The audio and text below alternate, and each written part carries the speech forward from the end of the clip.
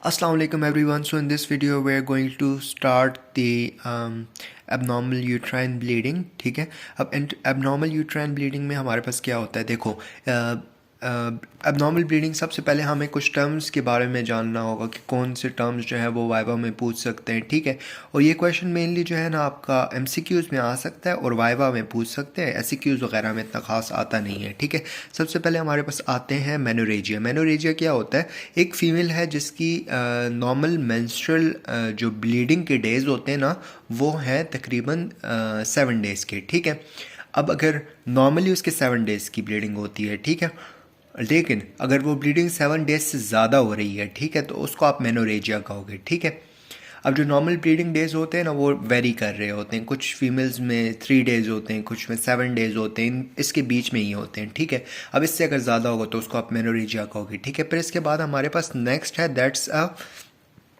Metrorrhagia. ठीक है, metrorrhagia में क्या होता है? मेटोरेजिया में फॉर एग्जांपल एक फ़ीमेल की साइकिल है 7 डेज़ की. ठीक है, फिर उसके बाद कुछ टाइम पीरियड होता है, उसके बाद नई साइकिल शुरू होती है ब्लीडिंग की. ठीक है, अब क्या होगा कि अगर हमारे पास 2 साइकिल्स के बीच में जो ब्लीडिंग होती है उसको आप मेटोरेजिया कहते हो. ठीक है, बिटवीन द पीरियड्स होती है. ठीक है, फिर पोस्ट मीनोपॉजल ब्लीडिंग होती है. पोस्ट मीनोपॉजल ब्लीडिंग ये होती है कि मीनोपॉज के बाद ऑब्वियसली मेंसेस नहीं होती, लेकिन स्टिल अगर ब्लीड हो रहा है तो उसको पोस्ट मीनोपॉजल ब्लीड कहोगे. अब हमारे पास कॉजेज़ की बात करें ना, ठीक है, तो हमारे पास सबसे पहले मैं आपको एक चीज़ बता देता हूँ, फिर उसके बाद हम लोग कॉजेज़ की बात करेंगे. ठीक है, देखो सबसे पहले हमारे पास ना जो ब्लीडिंग होती है ना उसकी ऑर्गेनिक कॉज होती है और इनऑर्गेनिक कॉज होती है. ठीक है, फिर हमारे पास ये ऑर्गेनिक और इनऑर्गेनिक को हम लोगों ने 4 डिफरेंट ग्रुप्स में डिवाइड किया हुआ है. ठीक है, वो हम लोग फिर कर लेंगे. मैं आपको ये अभी बता देता हूँ, फिर उसकी एक्सप्लेनेशन बाद में कर लेंगे. ठीक है, ऑर्गेनिक को और इनऑर्गेनिक ब्लीडिंग को हम लोगों ने 4 ग्रुप्स में डिवाइड किया हुआ है. फर्स्ट ऑफ ऑल हमारे पास है फेलियर ऑफ ओवुलेशन. सेकेंड हमारे पास है इनएडुक्वेट ल्यूटल फेज. ठीक है, थर्ड हमारे पास है ओरल कंट्रासेप्टिव एंड फोर्थ हमारे पास है इंड्रोमायोमेट्रियल लेजन्स. ठीक है, डिसऑर्डर्स. अच्छा, अब हम लोग आते हैं, सबसे पहले मैंने आपको बताया ऑर्गेनिक कॉजेज़. ठीक है, ऑर्गेनिक कॉजेज़ में हमारे पास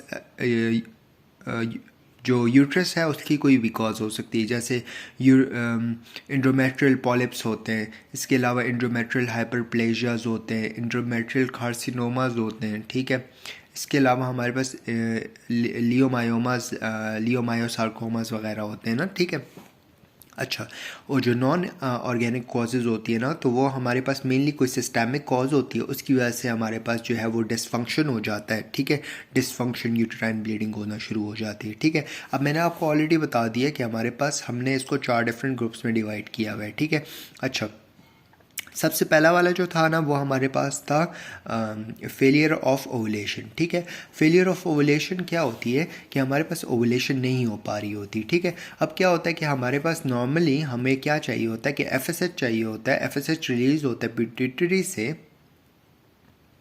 पिट्यूटरी से FSH रिलीज़ होता है जिसकी वजह से एस्ट्रोजन रिलीज़ होता है, एस्ट्रोजन की वजह से LH होता है और फिर ओवुलेशन होती है. ठीक है, अब एन ओवुलेटरी साइकिल में क्या होता है कि ओवुलेशन नहीं हो रही होती, even because of that, because LH release नहीं हो रहा होता. ठीक है, तो क्या होता है कि बैक से हमारे पास जो है वो एस्ट्रोजन बहुत ज़्यादा रिलीज़ होना शुरू हो जाता है ताकि हमारे पास LH रिलीज़ हो और ओवुलेशन हो जाए. ठीक है, तो एन ओवुलेटरी साइकिल में क्या होता है, एस्ट्रोजन बहुत ज़्यादा रिलीज़ होता है लेकिन ओवुलेशन नहीं हो रही होती. ठीक है, तो फर्स्ट ऑफ ऑल हमारे पास क्या होती है फेलियर ऑफ ओवुलेशन की कॉज.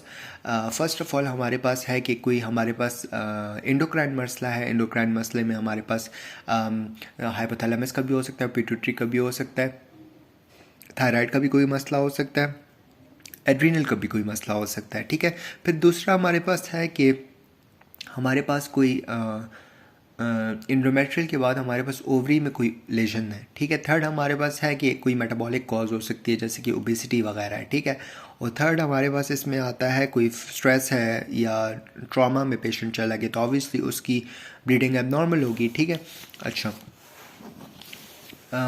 फिर हमारे पास जो सेकंड हेडिंग थी ना वो हमारे पास था इन एडुकेट लूटिल फेस, थर्ड हेडिंग थी oral contraceptive and fourth heading थी हमारे पास इंडोमायोमेट्रियल डिसऑर्डर की वजह से भी ब्लीडिंग होती है। ठीक है, अब हम लोगों ने इसको जो ब्लीडिंग्स है ना उनको हमने एज ग्रुप की बेसिस पे भी डिवाइड किया हुआ है। ठीक है, कि हमारे पास लाइक डिफरेंट एज ग्रुप में हमारे पास डिफरेंट कॉजेज़ की वजह से ब्लीडिंग होती है। ठीक है, जैसे कि हमारे पास अब डिफरेंट ग्रुप्स हैं ना, जैसे कि फर्स्ट ऑफ ऑल हमारे पास है प्री प्यूबर्टी पीरियड, फिर हमारे पास है एडोलेसेंट्स का पीरियड। ठीक है, फिर हमारे पास थर्ड जो है ना वो रिप्रोडक्टिव एज आ जाती है, फिर प्री मेनोपॉजल एज आ जाती है, फिर पोस्ट मेनोपॉजल आ जाती है। ठीक है, प्री प्यूबर्टी है, एडोलेसेंट्स है, रिप्रोडक्टिव है, pre menopausal and post menopausal है। ठीक है, अब ये एडोलेसेंट का सेकंड वाला स्टेज है, और जो सेकंड लास्ट स्टेज है ये याद रखना है कि ये हमारे पास एनओव्यूलेटरी साइकिल की वजह से ब्लीडिंग होती है। ठीक है, अब प्यूबर्टी में हमारे पास मेनली कोई हाइपोथैलेमस पिट्यूटरी का मसला हो सकता है, इसके अलावा थायराइड और एड्रीनल ग्लैंड इन चीज़ों का मसला होता है। ठीक है,